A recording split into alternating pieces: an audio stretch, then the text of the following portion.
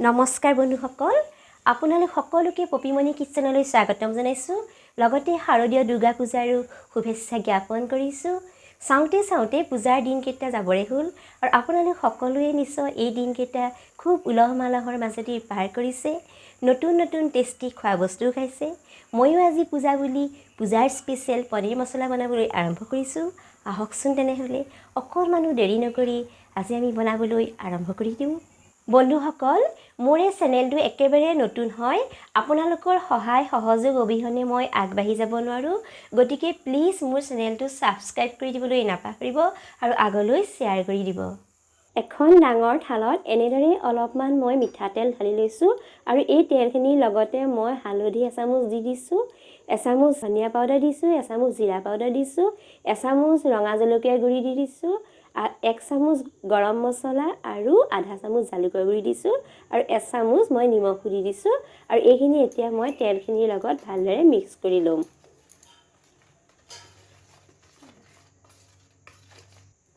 আধা কিলোমান পনীৰ মই এনেদৰে স্লাইচ কৰি কাটি লৈছিলোঁ আৰু এই কাটি থোৱা পনীৰখিনি তেলখিনিৰ লগত এনেদৰে এপিচ দি ভালদৰে মই সানি ল'ম। সানি পেলাই এইখিনি প্ৰায় 15 মিনিটমান সময় থৈ দিম। তেতিয়াহ'লে ইয়াত ভাল ধৰণে মছলাখিনি সোমাই যাব। এটা সৰু বাটিত অকণমান কুহুমীয়া পানী দি কেইটামান জিৰা গুটি, কেইটামান ধনিয়া গুটি আৰু 10-12টামান জালুকৰ গুটি মই এনেদৰে তিয়াই থৈ লৈছিলোঁ আৰু এটা বাটি কেইটামান ৰঙা জলকীয়া তিয়াই থৈছিলোঁ আৰু আটাইখিনি ভালদৰে কুমলি গ'লত মিক্সিৰ সৰু খুতুৰিটোত মই মিলাই লৈছোঁ আৰু লগতে 2টা কেঁচা জলকীয়াও দিছোঁ আৰু এইখিনি ভাল ধৰণে পেষ্ট হ'বৰ কাৰণে অকণমান পানীও দি দিছোঁ আৰু এতিয়া ভাল ধৰণে মই মিহিকৈ পেষ্ট বনাই ল'ম। এয়া চাওক, পেষ্টখিনি ধুনীয়াকৈ ৰেডি হৈ গৈছে। এটা ডাঙৰ বিলাহী, এটা ডাঙৰ পিঁয়াজ, 7-8 ফুটামান নহৰু আৰু এটুকুৰা আদা মই এনেধৰণে চপাৰ মেচিনত পিচি ল'ম। আপোনালোকে মিক্সিটো পিচি ল'ব পাৰে। এইখিনি মই বেছি মিহিকৈ পেষ্ট বনাই নলওঁ, অকণমান গোটাকৈ ল'ম, সেইবাবে ইয়াতে পিচিছোঁ। আপোনালোকে মিহিকৈও ল'ব পাৰে, কোনো কথা নাই। গেছৰ ওপৰত কেৰাহীখন ভাল ধৰণে গৰম হ'বলৈ দিছোঁ আৰু গৰম হোৱাৰ পিছত তেল মছলা সানি ৰেডি কৰি থোৱা পনীৰ কেইপিচ এনেদৰে এপিচকৈ ভালদৰে ইয়াত দি দিছোঁ। ইয়াত মই বেলেগে তেল ইউজ কৰা নাই, কিয়নো ইয়াত তেল অলৰেডি মই সানিয়ে থৈছিলোঁ আৰু চাওক এনেধৰণে মই এটাই কেইপিচ ইয়াত দি দিলোঁ। 1 মিনিটমান এনেদৰে থোৱাৰ পিছত এইখিনি আকৌ এপিচকৈ লাহে লুটিয়াই দিব। 2টা পিঠি ভালদৰে ভাজি ল'ব। আপোনালোকে এইখিনি দুবাৰো দি ভাজিব পাৰে, মই একেবাৰতে দি ভাজিছোঁ। প্ৰায় 3 মিনিটমান ভজাৰ পিছত লাহেকৈ এইখিনি বেলেগ এখন কাঁহীত এনেদৰে মই কাঢ়ি লৈছোঁ। পনীৰখিনি ভাজাৰ পিছত কেৰাহীখনতে তেল অলপমান ৰৈ গ'ল। এইখিনি তেলতে মই টুকুৰা 2টা আলু কাটি থৈছিলোঁ আৰু এই আলু টুকুৰা ইয়াতে মই প্ৰায় 4 মিনিট 5 মিনিট সময় ভাজি ল'ম।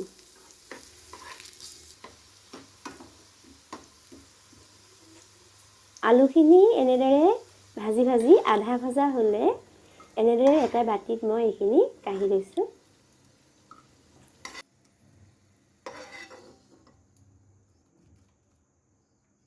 কেৰাহীখন ননষ্টিকৰ হোৱাৰ বাবে ইয়াত তেলখিনি ৰখিয়ে গৈছিলে, গতিকে মই ইয়াত আৰু তেল দিয়া নাই। এইখিনি তেলতে মই আকৌ এটা শুকান জলকীয়া দি দিছোঁ, কেইটামান 5 ফুৰণ দি দিছোঁ আৰু অকণমান হিং দি দিছোঁ।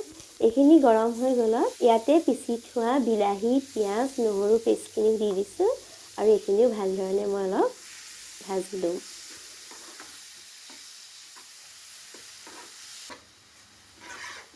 দুই মিনিটমান সময় বিলাহী পিঁয়াজখিনি ভাজি লোৱাৰ পিছত মিক্সিত পিচি থোৱা মছলাৰ পেষ্টখিনিও মই ইয়াত এনেদৰে দি দিম আৰু এইখিনিও ভাল ধৰণে ভাজি আটাইখিনি মিহলাই দিম আৰু এনেদৰে প্ৰায় মই 3 মিনিটমান সময় ভাজি ল'ম।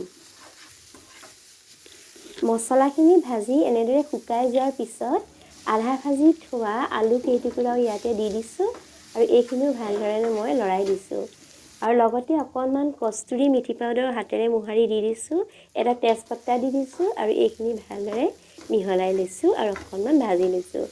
ইয়াত এতিয়া এগিলাচ গৰম পানী দি দিছোঁ আৰু এইখিনি লৰাই দিছোঁ আৰু এইখিনি মই 6-7 মিনিটৰ কাৰণে ঢাকি দিম মিডিয়াম ফ্লেমত আলুখিনি ভালদৰে সিজিবৰ বাবে 6 মিনিট ইতিমধ্যে পাৰ হৈ গৈছে মই এইখিনি ভালদৰে অকণমান লৰাই দিছোঁ আৰু ইয়াতে মই আধা চামুচমান চেনি দি দিছোঁ চেনি দিলে কালাৰটো বেছি ধুনীয়া হ'ব আৰু লগতে এচামুচ সোৱাদ অনুসৰি নিমখ দি দিছোঁ আৰু এইখিনি ভালদৰে লৰাই দি পুনৰ মই 2 মিনিটৰ কাৰণে ঢাকি দিম 2 মিনিটৰ পিছত এনেদৰে মই উদঙাই দেখিছোঁ যে এইখিনি ভাল ধৰণে সিজি গৈছে আলুখিনিও ভাল ধৰণে সিজি গৈছে আৰু গ্ৰেভিখিনি ইতিমধ্যে ডাঠ হৈ গৈছে সেইকাৰণে ইয়াতে মই আকৌ আধা গিলাচমান পানী মিক্স কৰি দিম আৰু এইখিনি উতলিবলৈ দিম ভাল ধৰণেৰে উতল আহিলত ভাজি থোৱা পনীৰ কেইপিচ এনেধৰণে লাহে লাহে মই দি দিম ইয়াতে আৰু এইখিনি লাহে লাহে লৰাই দিব বেছি জোৰকৈ নলৰাব নহ'লে পনীৰ কেইপিচ ভাগি যাব